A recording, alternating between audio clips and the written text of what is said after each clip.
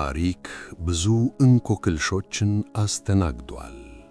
ነገር ግን እንደዚህ ሰው የዓለምን ታሪክ አቅጣጫ የቀየረ፣ የሰውን ልጅ አስተሳሰብ የፈተነ እና እስከ ዛሬ ድረስ ስሙ ሲነሳ ፍርሃትንና ግርምትን የሚፈጥር ግለሰብ ማግኘት እጅግ አዳጋች ነው። ዓመተ ምሕረቱ 1916 ነው። የሩሲያ ግዛት በበረዶና በጦርነት እየታመሰች ነው። በሴንት ፒተርስበርግ ውብ ቤተ መንግሥቶች ውስጥ ግን ከአውደ ውጊያው የበለጠ አስፈሪ የሆነ ጦርነት በውስጥ ይካሄድ ነበር። የዚህ ሁሉ ማዕከል ደግሞ አንድ ሰው ነው። ረጅም የቆሸሸ ፂም ያለው፣ በሚያፈዙና ነፍስን ሰርሰረው በሚገቡ ጥልቅ ሰማያዊ ዓይኖቹ የሚታወቅ አንድ ተራ የሳይቤሪያ ገበሬ። ስሙ ግሪጎሪ የፊሞቪች ራስፑቲን ይባላል። አንዳንዶች ከእግዚአብሔር የተላከ ቅዱስ ነቢይ ነው አሉት።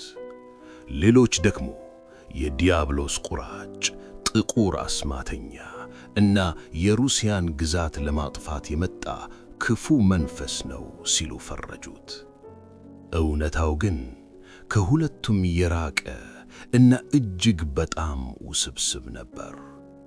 ይህ ሰው ምንም አይነት መደበኛ ትምህርት ያልነበረው፣ ማንበብና መጻፍ እንኳን በቅጡ የማይችል ቆሻሻ ገበሬ እንዴት በዓለም ላይ ካሉት እጅግ ኃያል ከሆኑት የሮማኖቭ ቤተሰቦች በላይ ሥልጣን ሊኖረው ቻለ? እንዴትስ የሩሲያን ዛርና እቴጌ ሊዘውራቸው ቻለ? ይህ የተረካ ጉዞአችን ወደ በረዶዋ ሳይቤሪያ ይወስደናል። ወደ ግርማ ሞገሷ ሴንት ፒተርስበርግ ያሸጋግረናል። በመጨረሻም ደም አፋሳሽ ወደ ሆነው የሩሲያ አብዮት ይመራናል። ዛሬ ከታሪክ መዛግብት ጀርባ ያለውን እውነተኛውን የራስፑቲን ታሪክ፣ የሕይወት ጉዞውን፣ ማረጋገጫ የሌላቸውን ምስጢሮቹን እና አንገት የሚያስደፋውን አሟሟቱን በጥልቀት እንመረምራለን። ለአንድ አፍታ ቪዲዮውን ላይክና ሰብስክራይብ በማድረግ ለቻናላችን ድጋፋችሁን አሳዩን። በሳይቤሪያ ቱራ በሚባለው ወንዝ ዳርቻ ላይ ፖክሮቭስክ የምትባል አንዲት ትንሽና የተገለለች መንደር ትገኛለች። ጥር 9 1869 ዓመተ ምህረት እንደ አውሮፓውያን አቆጣጠር በዚች በረዷማና ጭር ባለች መንደር ውስጥ ግሪጎሪ ራስፑቲን ተወለደ። ቤተሰቦቹ የፊምና አና እጅግ በጣም ድሃ የሆኑ ገበሬዎች ነበሩ። በወቅቱ በሩሲያ ገጠራማ አካባቢዎች የሕፃናት ሞት እጅግ የተለመደ ነበር። ራስፑቲንም ከተወለዱት 8 ወንድሞቹና እህቶቹ መካከል በሕይወት ለመቆየት የቻለው እሱ ብቻ ነበር። የራስፑቲን የልጅነት ጊዜ በጨለማና በጭንቀት የተሞላ ነበር። ከልጅነቱ ጀምሮ ከሌሎች ልጆች የተለየ ባህሪ ያሳይ ነበር። ብቻውን ማውራት፣ ለረጅም ሰዓታት በዝምታ መተከዝ እና አንዳንዴም ያልተለመዱ ራእዮችን አያለሁ ብሎ መናገር ጀመረ። መንደሬው ይህን ልጅ በጥርጣሬ ዓይን ማየት ጀመረ። አንዳንዶች የመንፈስ ጥቃት አለበት ሲሉ፣ ሌሎች ደግሞ ልዩ ስጦታ ተሰጥቶታል ይሉ ነበር። አንድ ታዋቂ የሆነ የልጅነት ታሪኩ በመንደሩ ውስጥ የአንድ ሰው ፈረስ በተሰረቀበት ጊዜ የሆነው ነው። ራስፑቲን በወቅቱ በጠና ታሞ አልጋ ላይ ውሎ ነበር። ነገር ግን ድንገት ከአልጋው ተነስቶ በመንደሩ ውስጥ ከሚኖሩት ሰዎች አንዱን በስም ጠርቶ ሌባው እሱ ነው ብሎ ጮኸ። ሰዎቹ ግለሰቡን ሲፈትሹት ፈረሱ በእርግጥም እሱ ጋር ተገኘ። ይህ ክስተት ራስፑቲን የማየት ወይም ክሌርቮያንስ ኃይል አለው የሚለውን እምነት በትንሿ መንደር ውስጥ አሰረጸው። ነገር ግን ግሪጎሪ ወጣት ሲሆን ከመንፈሳዊ ሕይወት ይልቅ ወደ ዓለማዊው ብልሹነት አዘነበ። ጣጥቶ መጣላት፣ ስርቆት እና ከሴቶች ጋር በሚያደርገው ያልተገደበ ግንኙነት በመንደሩ የታወቀ ሆነ። ስሙ ራስፑቲን የሚለው ቃል ራሱ በሩሲያኛ ቋንቋ ትርጉሙ ስርዓት አልበኛ ወይም ብልሹ ዲባውችድ የሚል ትርጉም አለው የሚሉ የታሪክ ጸሐፊዎች አሉ። ምንም እንኳን በ1887 ዓመተ ምህረት ፕራስኮቪያ ዱብሮቪና ከተባለች ታታሪ ሴት ጋር ትዳር መስርቶ 3 ልጆችን ቢያፈራም ሕይወቱ ግን የሰከነ አልነበረም። እስከ 28 ዓመቱ ድረስ ራስፑቲን አንድ ተራ ኃጢአተኛ እና ዓላማ ቢስ የሳይቤሪያ ገበሬ ነበር። ነገር ግን በ1897 ዓመተ ምህረት ሕይወቱንና የዓለምን ታሪክ ለዘላለም የሚቀይር አንድ ክስተት ተፈጠረ። በ1897 ዓመተ ምህረት ራስፑቲን በስርቆት ወንጀል ተከሶ ከመንደሩ እንዲሸሽ ተገደደ። ይህ ስደት ወደ መንፈሳዊ ጉዞ ተቀየረ። ቤተሰቡን፣ ሚስቱንና ልጆቹን ትቶ ቨርኮቱርዬ ወደሚባለው ዝነኛ የሩሲያ ኦርቶዶክስ ገዳም ገባ። በዚህ ገዳም ውስጥ ራስፑቲን ከስታሬትስ ወይም መንፈሳዊ አባቶች ጋር ተገናኘ። እዚያም ሃይማኖትን በተለየ መንገድ መረዳት ጀመረ። መጽሐፍ ቅዱስን ማንበብ ባይችልም በመስማት ብቻ የቃሉን ጥልቀት ይረዳ ነበር። ነገር ግን የኦርቶዶክስ ቤተ ክርስቲያን መደበኛ ሥርዓት ለሱ አልተመቸውም። እሱ የሚፈልገው ቀጥታ የሆነ ስሜታዊና ምስጢራዊ የሆነ ከፈጣሪ ጋር መገናኘትን ነበር። ስለዚህ ገዳሙን ትቶ ስትራኒክ ወይም ቅዱስ መንገደኛ ሆነ። በሩሲያ ባህል ስትራኒኮች ንብረት የሌላቸው ከቦታ ቦታ እየተዘዋወሩ የሚጸልዩና በሰዎች ምጽዋት የሚኖሩ ቅዱሳን ተደርገው ይቆጠራሉ። ራስፑቲን ለወራት አልፎም ለዓመታት በእግሩ መጓዝ ጀመረ። ስጋን፣ አልኮልን እና ጣፋጭ ምግቦችን ተዋ። ራሱን በጾምና በጸሎት ቀጣ። በዚህ የጉዞ ዘመኑ በሩሲያ ኦርቶዶክስ ውስጥ የተከለከለና በድብቅ ከሚንቀሳቀስ ክሊስቲ ከተባለ የኑፋቄ ቡድን ጋር ተዋወቀ የሚሉ ጠንካራ መረጃዎች አሉ። የክሊስቲ እምነት ተከታዮች ወደ እግዚአብሔር ለመድረስ መጀመሪያ ኃጢአት መሥራትና በንስሐ መመለስ ያስፈልጋል የሚል እጅግ አወዛጋቢ ፍልስፍና ነበራቸው። ኃጢአት ካልሠራህ ንስሐ አትገባም፣ ንስሐ ካልገባህ ደግሞ እግዚአብሔር ይቅር አይልህም። ይህ ፍልስፍና ለራስፑቲን የወደፊት ሕይወት በተለይም ለሚያደርጋቸው የጾታ ብልግናዎች መንፈሳዊ ሽፋን ሰጠው። ራስፑቲን በባዶ እግሩ እስከ ግሪክ የቅዱሳን ተራራ ማውንት አቶስ አልፎም እስከ ኢየሩሳሌም ድረስ ተጉዟል። ከዓመታት መንከራተት በኋላ ወደ ሳይቤሪያ ሲመለስ ያ የድሮው ሰካራም ገበሬ አልነበረም። አሁን እሱ የተለወጠ፣ ጸጉሩና ጺሙ ያደገ፣ እሳታማና ሰውን ማፍዘዝ የሚችሉ ዓይኖች ያሉት እንዲሁም የሰውን ነፍስ ማንበብ የሚችልበትን ጥበብን ያገኘ ቅዱስ አባት ሆኖ ነበር። ሰዎች በዙሪያው መሰብሰብ ጀመሩ። በሽታ ይፈውሳል፣ የወደፊቱን ይተነብያል የሚለው ወሬ በሳይቤሪያ ተዳረሰ። ነገር ግን የሳይቤሪያ ትንንሽ መንደሮች ለራስፑቲን ትልቅ ሕልም አልነበሩም። እይታው ወደ ታላቋ የሩሲያ ማዕከል፣ ወደ ግርማ ሞገሷ፣ ወደ ሴንት ፒተርስበርግ አቅንቶ ነበር። ሴንት ፒተርስበርግ በ20ኛው ክፍለ ዘመን መባቻ ላይ የሩሲያ ግዛት ልብ፣ የሀብት፣ የኪነ ጥበብና የቅንጦት መዲና ነበረች። በወርቅ ከተንቆጣቆጡት ቤተ መንግሥቶቿ ጀርባ ግን የከተማዋ መኳንንትና ልሂቃን በጥልቅ መሰላቸትና በከንቱነት ስሜት ተወረው ነበር።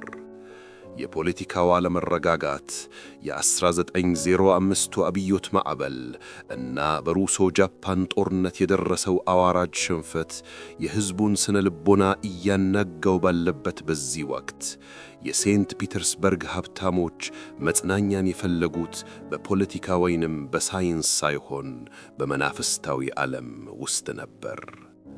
መናፍስትን መጥራት፣ ጥንቆላ እና ምስጢራዊ የሆኑ የእምነት ልምምዶች በከፍተኛው ማኅበረሰብ ሳሎኖች ውስጥ ፋሽን ሆኑ። መኳንንቱ የተማሩትንና በአካዳሚ የተካኑትን የከተማዋን ቄሶች ከእግዚአብሔር የራቁ መንፈሳዊነት የጎደላቸው ናቸው ብለው ስለሚያስቡ ከገጠሪቱ ሩሲያ የሚመጡ እውነተኛና ያልተበረዙ መንፈሳዊ ሰዎችን በሩሲያኛ ኢውሮዲዊ ሆሊ ፉልስ አጥብቀው ይፈልጉ ነበር። በ1903 ራስፑቲን በዚች የተንቆጣቆጠች ከተማ እግሩን ረገጠ። ያደፈ ልብስ የለበሰ፣ ጠረኑ የማይጣፍጥ፣ ጸጉሩና ጺሙ የተንጨባረረ ገበሬ ነበር። ነገር ግን ዓይኖቹ፣ እነዛ ሰማያዊ የሰላና ጥልቅ ዓይኖቹ ሰውን የማፍዝዝ ልዩ ኃይል ነበራቸው። መጀመሪያ ወደ ከተማዋ ሃይማኖት አካዳሚ ኢንስፔክተር የነበሩት ወደ አርኪማንድራይት ቴዎፋንና ጳጳስ ሄርሞጀን ቀረበ። እነዚህ ከፍተኛ የቤተ ክርስቲያን መሪዎች ራስፑቲን ምንም እንኳን መሃይም ቢሆንም መጽሐፍ ቅዱስን በሚተረጉመው ልዩ ስሜት እና በሚያሳየው መንፈሳዊ ትጋት እጅግ ተገረሙ። ቤታቸው አስገብተው አስተናገዱት። ቴዎፋን ራስፑቲንን በሴንት ፒተርስበርግ ወደሚገኙት ከፍተኛ የባላባት ሳሎኖች አስገባው። የከተማዋ የከፍተኛ ማኅበረሰብ ሴቶች በዚህ የዱር ሰው ሙሉ በሙሉ ተማረኩ።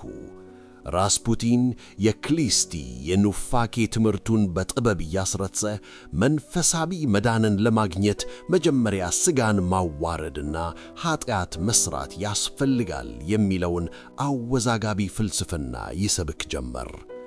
እግዚአብሔር ንስሐን ይወዳል፣ ንስሐ ለመግባት ደግሞ ኀጢአት መኖር አለበት እያለ በርካታ የባላባት ሴቶችን ከሱ ጋር የጾታ ግንኙነት እንዲፈጽሙ አሳመነ። ይህ ተግባሩና ያልተለመደው ባህሪው ከመገለል ይልቅ በሴንት ፒተርስበርግ ውስጥ ዝናውን አናኘው። በተለይም ሚሊትሳና አናስታሲያ የተባሉት ሞንቴኔግሮአውያን ልዕልቶች፣ የጥቁር ልዕልቶች በመባል የሚታወቁትና ለመናፍስታዊ ዓለም ልዩ ፍቅር የነበራቸው እህትማማቾች የራስፑቲን ዋነኛ ደጋፊዎች ሆኑ። እነዚሁ ልዕልቶች ነበሩ የራስፑቲንን ሕይወት እና የሩሲያን ዕጣ ፈንታ ለዘላለም ወደሚቀይረው ታላቅ መድረክ ያሻገሩት። ህዳር 1 ቀን 1905 ዓመተ ምህረት የሩሲያው ዛር ኒኮላስ ሁለተኛ በማስታወሻ ደብተሩ ላይ እንዲህ ሲል ጻፈ።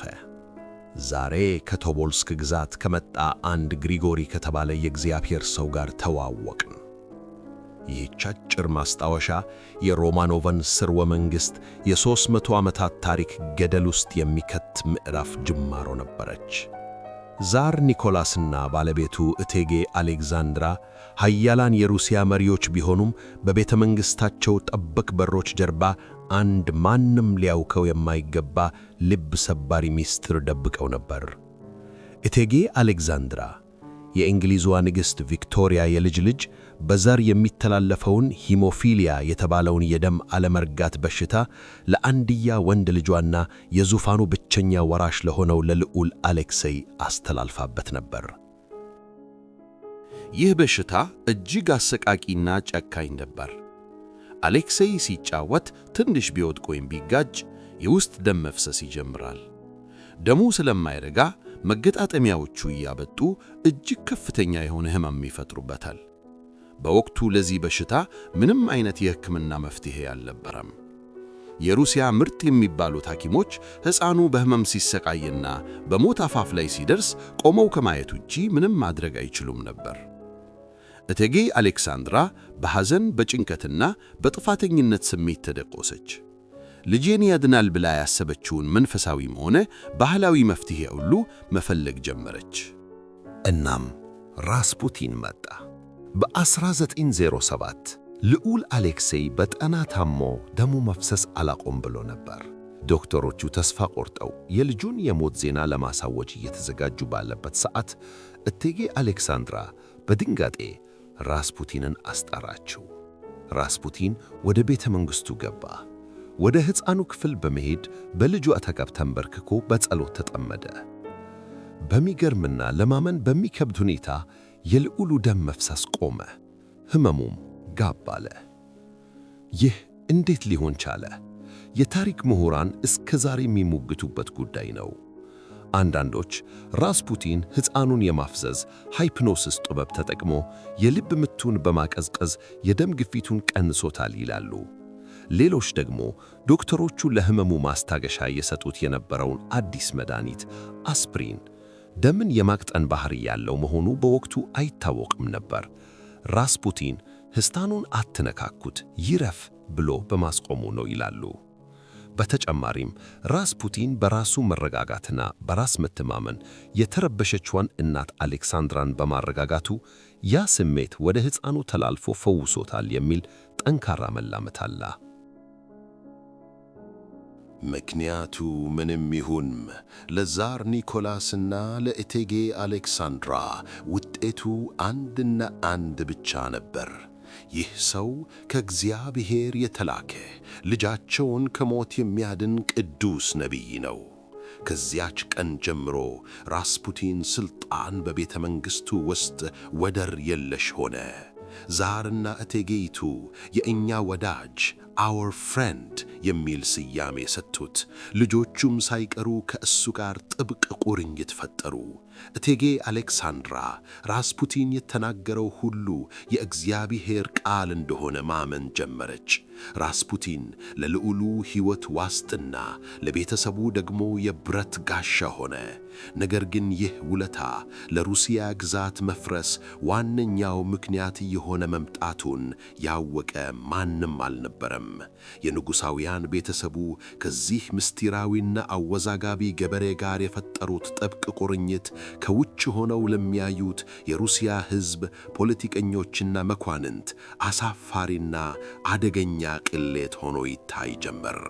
የጥፋት ደመና በሴንት ፒተርስበርግ ላይ እያንዣበበ ነበር። የራስፑቲን ሕይወት ሁለት ፍጹም ተቃራኒ የሆኑ ገጽታዎች ነበሩት። በዛር ኒኮላስ ቤተ መንግሥት ውስጥ እሱ ትሑት፣ ዐይኖቹን ወደ መሬት የሚሰካ፣ ስለ ፈጣሪ ፍቅር የሚሰብክና የልዑል አሌክሴይን ሕመም የሚያስታግስ ቅዱስ አባት ነበር። ነገር ግን ከቤተ መንግሥቱ ግዙፍ በሮች ውጪ በሴንት ፒተርስበርግ ጎዳናዎች ላይ ራስፑቲን ሌላ ሰው፣ አደገኛ፣ ስሜታዊ እና ሕግ አልባ ፍጡር ይሆን ነበር። በጎሮኾቫ ጎዳና በሚገኘው መኖሪያ ቤቱ በየቀኑ በመቶዎች የሚቆጠሩ ሰዎች ይሰለፉ ነበር። ሀብታም የባለሀብት ሴቶች፣ ሥራ ፈላጊ ባለሥልጣናት እና ፈውስ የሚሹ ድሆች በቤቱ ይርመሰመሳሉ። ራስፑቲን ማዴራ የተባለውን ጣፋጭ ወይን እንደ ውሃ እየጠጣ በሴቶች ተከቦ ሌሊቱን ሙሉ በጭፈራና በዝሙት ያሳልፍ ነበር። ቪላ ሮዴ በተባለው የከተማዋ ታዋቂ የምሽት ክለብ ውስጥ ጂፕሲ ዘፋኞችን እያዘፈነ ሰክሮ ጠረጴዛ ላይ ሲጨፍር ማየት የተለመደ ሆነ። ለእግዚአብሔር ቅርብ የሆኑት ኀጢአተኞች ናቸው የሚለው የተነሿሯራ ፍልስፍናው ለድርጊቶቹ ሁሉ ማምለጫ ሰጠው። ነገር ግን ይህ ድርብ ሕይወቱ ከሩሲያ ምስጢራዊ ፖሊስ ኦክራና በሚባለው እይታ ሊያመልጥ አልቻለም። ምስጢራዊ ፖሊሶቹ የራስፑቲንን እያንዳንዱን እንቅስቃሴ፣ የተገናኛቸውን ሴቶች ስም፣ የጠጣውን የአልኮል መጠን ሳይቀር በየቀኑ በዝርዝር መዝግበው ለጠቅላይ ሚኒስትሩ ሪፖርት ያደርጉ ነበር። በወቅቱ የነበሩት ጠቅላይ ሚኒስትር ፒዮትር ስቶሊፒን ሩሲያን ለማሻሻል የሚተጉ ጠንካራ መሪ ነበሩ። ስቶሊፒን ይህ ቆሻሻ ገበሬ የሩሲያን ንጉሣዊ ቤተሰብ ክብር እያዋረደ መሆኑን ተረዱ። የኦክራናን ወፍራም የምርመራ ማኅደር ይዘው ወደ ዛር ኒኮላስ ሄዱ። ዛሩ ማኅደሩን ካነበቡ በኋላ በሚያስገርምና አሳዛኝ ሁኔታ እንዲህ ሲሉ መለሱ። ስቶሊፒን የተናገርከው ሁሉ እውነት ሊሆን ይችላል፣ ነገር ግን በአንድ ቀን ውስጥ ከማያቸው 10 የእቴጌይቱ የጅብ እብደቶችና የጭንቀት ጩኸቶች ይልቅ አንድ ራስፑቲንን መታገስ መርጣለሁ። ዛሩ የልጃቸውን ሕይወት በእጁ የያዘውን ሰው ማባረር አልቻሉም። ቢሆንም ስቶሊፒን ራስፑቲንን ከሴንት ፒተርስበርግ አባረሩት። ነገር ግን ብዙም ሳይቆይ ስቶሊፒን በነፍሰ ገዳይ ጢል ተመተው ሞቱ። ራስፑቲንም በድል አድራጊነት ወደ ቤተ መንግሥቱ ተመለሰ። የፕሬስ ነፃነት የነበረባት ሩሲያ ጋዜጦች ስለ ራስፑቲን ቅሌት፣ ከእቴጌይቱ ጋር ስላለው አጠራጣሪ ግንኙነት፣ አንዳንዶች ፍቅረኞች ናቸው ብለው እስከ ማመን ደርሰው ነበር። ካርቱኖችንና ጽሑፎችን ማውጣት ጀመሩ። የሩሲያ ኦርቶዶክስ ቤተ ክርስቲያንም ዲያብሎስ ነው ስትል አውገዘችው። በሰኔ 1914 ዓመተ ምህረት ይህ ጥላቻ ወደ ተግባር ተቀየረ። ራስፑቲን መንደሩን ፖክሮቭስኩይን ለመጎብኘት በሄደበት ወቅት ኪዮኒያ ጉሴቫ የተባለች ፊቷ የተበላሸ እና የቀድሞ ዝሙት አዳሪ የነበረች ሴት በመንገድ ላይ ጠበቀችው። ልብሱ ስር ደብቀው በነበረው ጩቤ የራስፑቲንን ሆድ አረደችው። አንጀቱ እስኪወጣ ድረስ ተዘርሮ የክርስቶስን ተቃዋሚ ገድየዋለሁ እያለች ስትጮህ ራስፑቲን በሞት አፋፍ ላይ ሆኖ ወደ ሆስፒታል ተወሰደ። ነገር ግን ራስፑቲን በቀላሉ የሚሞት ሰው አልነበረም። በሆስፒታል አልጋ ላይ በህመም እየተሰቃየ እያለ ከቤተ መንግሥት የመጣ አንድ የቴሌግራም መልእክት ደረሰው። መልእክቱ የዓለምን ታሪክ የሚቀይር፣ ሩሲያን ወደ ደም ባህር የሚከት እና የሮማኖቭን ሥርወ መንግሥት የሚያጠፋ የታላቅ ጦርነት አዋጅ ነበር። አንደኛው የዓለም ጦርነት ፈነዳ። አውሮፓ በእሳት ተያያዘች። ራስፑቲን በሆስፒታል አልጋ ላይ ሆኖ ዛር ኒኮላስ ወደ ጦርነቱ እንዳይገቡ በመማፀን ተደጋጋሚ የቴሌግራም መልእክቶችን ላከ። በሩሲያ ላይ ጥቁር ደመና ይንዣቧል፣ የደም ባህር ይታየኛል፣ ጦርነቱን ከተቀላቀልክ አንተም ሆንክ ቤተሰብህ ሩሲያም አትተረፉም በማለት ትንቢታዊ ማስጠንቀቂያ ሰጠ። ነገር ግን ዛሩ የራስፑቲንን ምክር ለጊዜው ወደ ጎን በመተው ጦርነቱን ተቀላቀሉ። ይህ ውሳኔ ራስፑቲን የተነበየውን ጥፋት አመጣ። የሩሲያ ጦር በቂ መሳሪያ፣ ትጥቅና ስልጠና ስላልነበረው በሚሊዮን የሚቆጠሩ ወታደሮች በጀርመን ጥይት ተቀሉ፣ አለቁ። በ1915 ዓመተ ምህረት ዛር ኒኮላስ የሕይወታቸውን ትልቁንና ገዳይ ስህተት ፈጸሙ። የጦር ሚኒስትሮቻቸውን አባረረው፣ ራሳቸው ጠቅላይ አዛዥ በመሆን ወደ ግንባር ዘመቱ። ይህ ውሳኔ የጦርነቱን ሽንፈት ሁሉ በቀጥታ በዛሩ ራስ ላይ እንዲወድቅ አደረገው። ከምንም በላይ ግን ዛሩ ሴንት ፒተርስበርግን ጥለው ሲሄዱ አገሪቱን የማስተዳደሩን ሙሉ ኃላፊነት የተዉት ለእቴጌ አሌክሳንድራ ነበር። እቴጌ አሌክሳንድራ ደግሞ ሙሉ በሙሉ ያለምንም ጥያቄ በግሪጎሪ ራስፑቲን ቁጥጥር ስር ነበረች። ይህ ወቅት በታሪክ የሚኒስትሮች ሹምሽር በመባል ይታወቃል። ራስፑቲን የሩሲያ ግዛት ትክክለኛ መሪ ዲፋክቶ ሩለር ሆነ። ኃያሏ የሩሲያ ኢምፓየር ማንበብና መጻፍ በማይችል አንድ መሃይም ገበሬ እጅ ወደቀች። ራስፑቲን እሱን ያልተቀበሉትን እና ያልታዘዙትን ሚኒስትሮች፣ ፖሊስ አዛዦች እና የጦር ጀነራሎችን በሙሉ በእቴጌይቱ በኩል ያስጠቆመ አባረራቸው። በምትኩ እጁን የሳሙለትን፣ ጉቦ የሰጡትን እና ችሎታ የሌላቸው ፋስዶች ኮረፕት ኦፊሻልስን በከፍተኛ ሥልጣን ላይ አስቀመጠ። በአገሪቱ ውስጥ ረሃብ ነግሷል። ወታደሮች በግንባር ላይ መሳሪያ አልባ ሆነው ይሞታሉ። በከተማ ውስጥ ዳቦ ለማግኘት ሕዝቡ ይሰለፋል። በዚህ ሁሉ መሃል ግን የእቴጌይቱ ብቸኛ አማካሪ ራስፑቲን ነበር። እቴጌ አሌክዛንድራ ትውልዷ ጀርመናዊ በመሆኑ በሕዝቡ ዘንድ የጀርመን ሰላይ ነች የሚል ጠንካራ ወሬ ተሰራጨ። ራስፑቲንም አብሯት መረጃ ለጠላት አሳልፎ ይሰጣል ተብሎ ታመነ። ጥቁሩ ኃይል the dark force የሩሲያን ዙፋን ተቆጣጥሮታል የሚለው እምነት በየቤቱ ገባ። የዛሩ ዘመዶች፣ የሩሲያ መኳንንት እና የፓርላማ ዱማ አባላት አገሪቱ ገደል አፋፍ ላይ መድረሷን ተረዱ። ዛሩን ለማስጠንቀቅ ቢሞክሩም ዛሩ የባለቤታቸውን ቃል እንጂ የማንንም መስማት አቆሙ።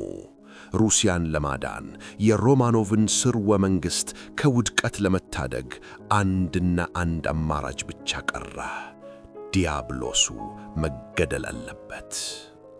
የፊሊክስ ዩሱፖቭ ፕሪንስ ፊሊክስ ዩሱፖቭ የታላቁ ዲዩክ ዲሚትሪ ፓቭሎቪች እና የፖለቲከኛው ቭላድሚር ፑሪሽኬቪች የምስጢር ስብሰባ ተጀመረ። ዓላማቸው ግልጽ ነበር፤ ግሪጎሪ ራስፑቲንን ከምድረ ገጽ ማጥፋት። ታሪክ ሊረሳው የማይችለው ደም አፈሳሽ እና ማመን የሚያዳግተው የግድያ ምሽት ሊጀምር ጥቂት ቀናት ብቻ ቀርተውት ነበር። ታኅሳስ 16 ቀን 1916 ዓመተ ምህረት ምሽት የሴንት ፒተርስበርግ ከተማ በአጥንት ሰባሪው የሩሲያ በረዶ ተቆልፋለች።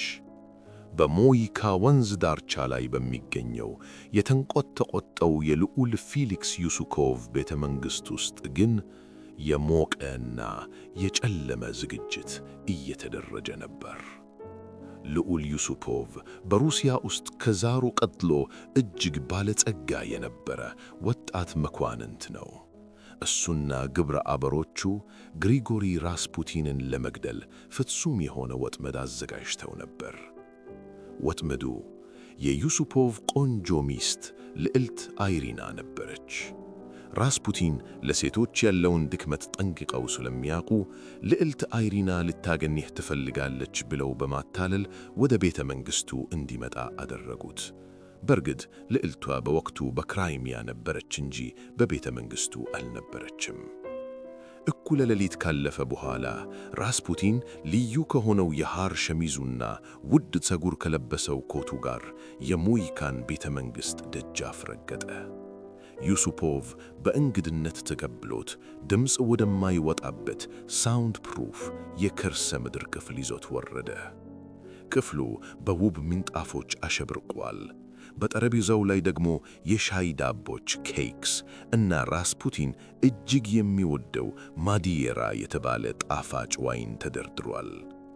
እነዚህ ምግቦችና መጠጦች ግን ተራ አልነበሩም። ዶክተር ላዛቬርት የተባለው የግድያው ተባባሪ በሻይ ዳቦቹና በዋይኑ ውስጥ አንድን ትልቅ በሬ በደቂቃዎች ውስጥ ሊገል የሚችል እጅግ አደገኛ የሆነ የሳያናይድ ፖታሲየም ሳያናይድ መርዝ በከፍተኛ መጠን ጨምሮባቸው ነበር። ራስፑቲን ጠረጴዛው ዙሪያ ተቀመጠ። ዩሱፖቭ እጆቹ እየተንቀጠቀጡ ሻይና መርዙ የተነከረበትን ኬክ ጋበዘው። ራስፑቲን አንድ ኬክ በላ፣ ምንም አልሆነም። ሁለተኛ በላ፣ አሁንም ምንም የሞት ምልክት አላሳየም። ዩሱፖቭ በድንጋጤ ለሃብ እያጠመቀው መርዙ የተሞላበትን ወይን ቀርቶ ሰጠው። ራስፑቲን ወይኑም በአንድ ትንፋሽ ጨለጠው። አሁንም መሞት ቀርቶ የህመም ስሜት እንኳን አላሳየም። ይልቁንም ፊሊክስ ጊታርህን አምጣና ዘፈን ዘምርልኝ በማለት ጠየቀው። ለሚቀጥሉት 2 ሰዓታት ዩሱፖቭ ሆዱን በመርዝ የተሞላውን ሰው ፊት ተቀምጦ በከፍተኛ ፍርሃት ጊታሩን እየመታ ይዘፍን ነበር። ከላይኛው ፎቅ ላይ ሆኖም የግድያውን ስኬት የሚጠብቁት ጓደኞቹ ትዕግስት አጡ። ዩሱፖቭ አንድ ነገር ላምጣ ብሎ በማመካኘት ወደ ላይ ወጣ። ጓደኞቹን አግኝቶ ሰውየው መርዝ አይገለውም፣ አጋንንት ነው ሲል በድንጋጤ ነገራቸው። በመጨረሻም ዩሱፖቭ የብራውኒንግ ሽጉጡን በእጁ ይዞ ወደ ታችኛው ክፍል ተመለሰ። ራስፑቲን አንድ መስቀል ፊት ቆሞ ይጸልይ ነበር። ዩሱፖቭ ከኋላው ቀረብ ብሎ ሽጉጡን አውጥቶ የራስፑቲንን ልብ አነጣጥሮ ተኮሰ። ባንግ! ራስፑቲን በጀርባው የድብ ጠጉር በተነጠፈበት ወይል ላይ ተዘረረ። ደሙ መፍሰስ ጀመረ። ዩሱፖቭና ጓደኞቹ በመጨረሻም ሩሲያ ዳነች ብለው እርስ በርስ ተቃቀፉ፣ ደስታቸውን ገለጹ። ከደቂቃዎች በኋላ ዩሱፖቭ የሞተውን ሰው አስከሬን በድጋሚ ለማየት ወደ ታችኛው ክፍል ብቻውን ወረደ። አጎንብሶ የራስፑቲንን ደረት ሲነካ ድንገት የሞተው ሰው የግራ ዓይኑን ገለጠ። ከዚያም የቀኝ ዓይኑን ተከፈተ። ዓይኖቹ የሰው አይመስሉም ነበር። አረንጓዴና ሰማያዊ ቀለም ያዘለ የዲያብሎስ እይታ ነበራቸው። ራስፑቲን ልቡ በጥይት ተመትቶ እና ሆዱ በመርዝ ተሞልቶ እያለ በድንገት በድግ ብሎ የዩሱፖቭን አንገት አንቆ ያዘው። የዩሱፖቭን ትከሻ ላይ ያለውን የክብር ኒሻን እየገነጠለ ፊሊክስ ፊሊክስ፣ ነገ ለዛር ነግረዋለሁ እያለ አጓራ። ዩሱፖቭ በታላቅ ድንጋጤ ራሱን አስለቅቆ እየጮኸ ወደ ላይኛው ፎቅ ሮጠ። ራስፑቲን የተቆለፈውን የከርሰ ምድር በር በኃይል ሰብሮ ወደ በረዶ የቤተ መንግሥቱ ግቢ ሮጠ። ቭላድሚር ፑሩሽኬቪች የተባለው ሌላኛው ገዳይ ሽጉጡን ይዞ ተከተለው። ፑሩሽኬቪች ወደሚሮጠው ራስፑቲን 2 ጊዜ ተኮሰ፣ ግን ሳተው። ሦስተኛው ጥይት የራስፑቲንን ጀርባ መታው። 4ኛው ጥይት ግን ጭንቅላቱን መታውና ራስፑቲን በበረዶ ላይ ተደፋ። ገዳዮቹ ተሰብስበው ገና ሕይወቱ ያላለፈውን ራስፑቲንን በብረት ዱላ ቀጥቅጠው አሰቃዩት። ከዚያም እጆቹንና እግሮቹን በከባድ ገመድ አስረው ጥቅጥቅ ባለ ሻራ ጠቅልለው በፈረስ ጋሪ ጭነው ወደ በረዷማው የማላያ ኔቭካ ወንዝ ማላያ ኔቭካ ሪቨር ወሰዱት። በረዶውን ሰብረው በከፈቱት ጉድጓድ ይህን የማይሞት የሚመስል ሰው ወደ ጥልቁና ቀዝቃዛው ውሃ ውስጥ ወረወሩት። ከ2 ቀናት በኋላ የራስፑቲን አስከሬን ከውሃው ውስጥ ተገኘ። ነገር ግን የሕክምና ባለሙያዎች አስከሬኑን ሲመረምሩ ያገኙት ውጤት የሩሲያን ሕዝብ አስደነገጠ። ራስፑቲን የሞተው በመርዙ አልነበረም፣ በጥይቶቹም አልነበረም፣ በድብደባውም አልነበረም። አስከሬኑ ሲገኝ ገመዱን ለመፍታት ሲታገል እጆቹ እንደተፈቱ እና በሳምባው ውስጥ ከፍተኛ መጠን ያለው ውሃ እንደነበር ተረጋገጠ። ይህ ማለት ግሪጎሪ ራስፑቲን ወደ ውሃው ሲወረወር ገና በሕይወት ነበር። የሞተው በውሃው ውስጥ ታፍኖ እና በብርዱ ሃይፖቴርሚያ ተቆረምዶ ነበር። እብዱ መነኩሴ በጥቁር አስማተኝነቱ እስከ መጨረሻዋ ሰከንድ ድረስ ከሞት ጋር ተዋግቷል። ነገር ግን የሱ ሞት የሩሲያን መዳን አላመታም። ይልቁንም ታላቁን የጥፋት በር በሰፊው ከፈተው። የራስፑቲን ሞት ዜና ሲሰማ በሴንት ፒተርስበርግ ጎዳናዎች ላይ ሕዝቡ በደስታ ጨፈረ። እቴጌ አሌክዛንድራ ግን በሐዘን ተደቆሰች። ብቸኛ ተስፋዋ ቅዱስ አባቷ ተነጥቋታል። ዛር ኒኮላስም ገዳዮቹን ከሞት ቅጣት አድነው ከሀገር እንዲባረሩ አደረጉ።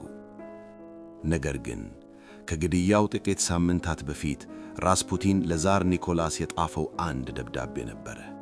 ይህ ደብዳቤ በታሪክ ውስጥ ከተጻፉት እጅግ ዘግናኝ ትንቢቶች አንዱ ሆኖ ተመዝግቧል። ራስፑቲን በደብዳቤው ላይ እንዲህ ብሎ ነበር። እኔ ከጥር 1 በፊት ሕይወቴ እንደምታልፍ ይሰማኛል። ነገር ግን የሞት ዜናዬን ስትሰማ ይህን እወቅ። የገደሉኝ ተራ ገበሬዎች ከሆኑ አንተም ሆንክ ልጆችህ ሩሲያን በሰላም መምራታችሁን ትቀጥላላችሁ።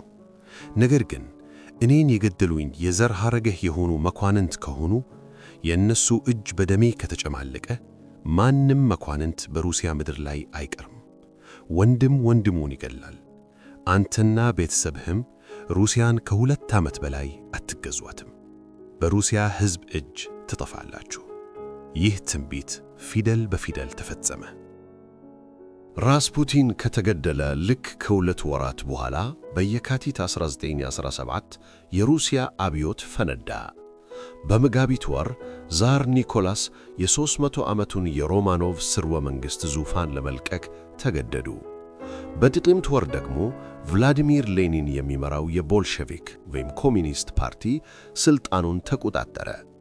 ሩሲያም በደም አፋሳሽ የእርስ በርስ ጦርነት ታመሰች። መኳንንቱ ታረዱ፣ ተሰደዱ። ከአንድ ዓመት ተኩል በኋላ በሐምሌ 1918 ዓ.ም ምሽት ዛር ኒኮላስ እቴጌ አሌክዛንድራ አምስቱ ልጆቻቸው በሕመም የሚሰቃየውን ልዑል አሌክሴይን ጨምሮ በየካቴሪንበርግ በምትገኝ አንዲት ትንሽ የከርሰ ምድር ክፍል ውስጥ በቦልሸቪክ ወታደሮች በአሰቃቂ ሁኔታ በጥይት ተረሽነው አለቁ። ግሪጎሪ ራስፑቲን ማን ነበር? ልዑልን ከሞት ያዳነ የእግዚአብሔር ነቢይ ወይስ ኃያል ግዛትን ያፈረሰ የዲያብሎስ ቁራጭ? እውነታው ግን ራስፑቲን ለሩሲያ ውድቀት ብቸኛው ምክንያት አልነበረም። የሩሲያ ግዛት ቀድሞውንም በድህነት፣ በመደብ ልዩነት፣ በጦርነትና በተበላሸ አስተዳደር ውስጥ ተዘፍቃ የፈንጂ አምባ ሆና ነበር የቆየችው። ራስፑቲን ይህን ፈንጂ ያፈነዳው ክብሪት ብቻ ነበር። ሆኖም አንድ መሃይምና የቆሸሸ ገበሬ በዓለም ላይ ካሉት ታላላቅ ኢምፓየሮች አንዱን በጣቶቹ ጠምዘዙ ከታሪክ ገጽ እስከ ማጥፋት መድረሱ የታሪክን አስገራሚነትና የሰው ልጅ ድክመት ለዘላለም ሲመሰክር ይኖራል።